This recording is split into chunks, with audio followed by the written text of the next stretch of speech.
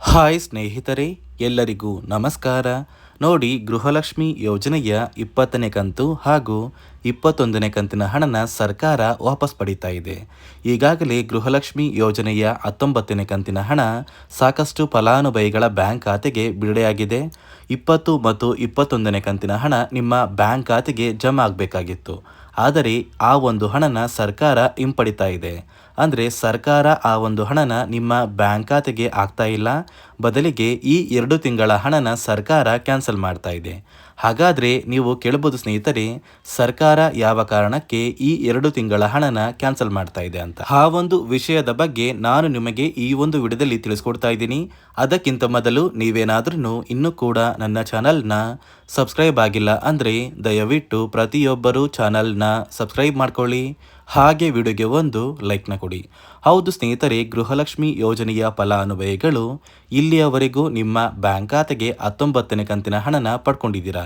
ಆದರೆ ಸರ್ಕಾರದಿಂದ ನಿಮ್ಮ ಬ್ಯಾಂಕ್ ಖಾತೆಗೆ 2 ತಿಂಗಳ ಹಣ ಅಂದರೆ ಏಪ್ರಿಲ್ ಮತ್ತು ಮೇ ತಿಂಗಳ ಹಣ ಜಮಾ ಆಗಬೇಕಾಗಿತ್ತು. ಈ 20 ಹಾಗೂ 21ನೇ ಕಂತಿನ ಹಣನ ಸರ್ಕಾರ ಫಲಾನುಭವಿಗಳ ಬ್ಯಾಂಕ್ ಖಾತೆಗೆ ಕ್ಯಾನ್ಸಲ್ ಮಾಡ್ತಾ ಇದೆ.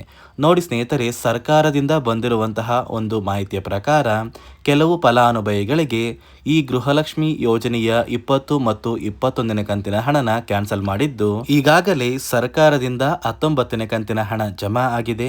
ಆದರೆ 20 ಮತ್ತು 21ನೇ ಕಂತಿನ ಹಣ ಕೆಲವು ಫಲಾನುಭವಿಗಳ ಬ್ಯಾಂಕ್ ಖಾತೆಗೆ ಬರ್ತಾ ಇಲ್ಲ.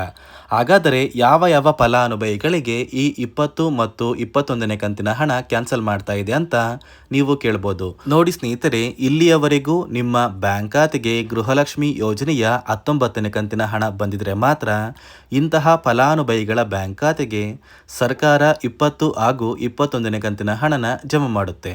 ಆದರೆ ನಿಮ್ಮ ಬ್ಯಾಂಕ್ ಖಾತೆಗೆ ಇನ್ನು ಕೂಡ ಗೃಹಲಕ್ಷ್ಮಿ ಯೋಜನೆಯ 17, 18 ಮತ್ತು 19ನೇ ಕಂತಿನ ಹಣ, ಈ 2 ತಿಂಗಳ ಹಣ ಪೆಂಡಿಂಗ್ ಇದ್ದರೆ ಅಂದರೆ ಬಾಕಿ ಇದ್ದರೆ ನಿಮ್ಮ ಬ್ಯಾಂಕ್ ಖಾತೆಗೆ ಯಾವುದೇ ರೀತಿಯ 20 ಹಾಗೂ 21ನೇ ಕಂತಿನ ಹಣ ಜಮಾ ಮಾಡೋದಿಲ್ಲ. ಆ ಒಂದು ಹಣನ ಸರ್ಕಾರ ಕ್ಯಾನ್ಸಲ್ ಮಾಡ್ತಾ ಇದೆ. ಹಾಗಾದರೆ ಯಾವ ಒಂದು ಕಾರಣಕ್ಕೆ ಸರ್ಕಾರ ಈ 2 ತಿಂಗಳ 4,000 ಹಣನ ಕ್ಯಾನ್ಸಲ್ ಮಾಡ್ತಾ ಇದೆ ಅಂತ ನೀವು ಕೇಳ್ಬೋದು.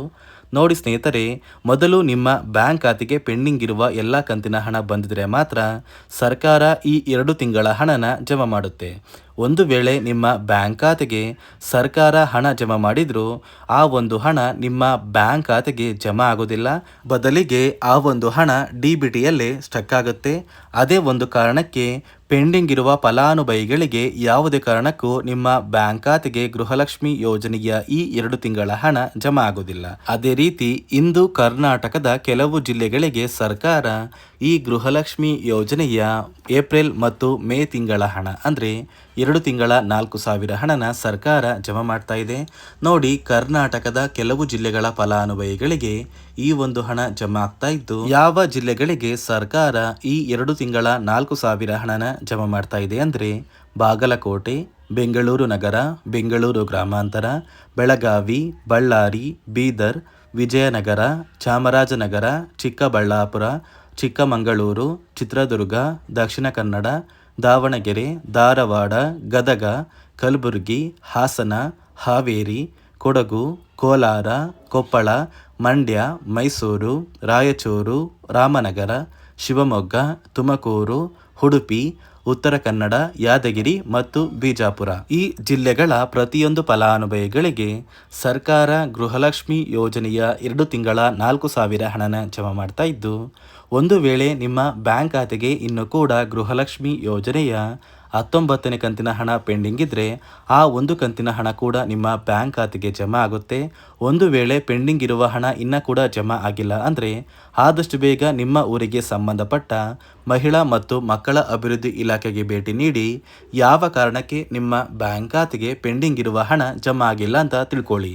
ನೋಡಿ ಸ್ನೇಹಿತರೆ, ಸಾಕಷ್ಟು ಫಲಾನುಭವಿಗಳು ಈ ಒಂದು ಇಲಾಖೆಗೆ ಭೇಟಿ ನೀಡಿದ ನಂತರ ಅವರ ಬ್ಯಾಂಕ್ ಖಾತೆಗೆ ಪೆಂಡಿಂಗ್ ಇರುವ ಹಣ ಜಮಾ ಆಗಿದೆ.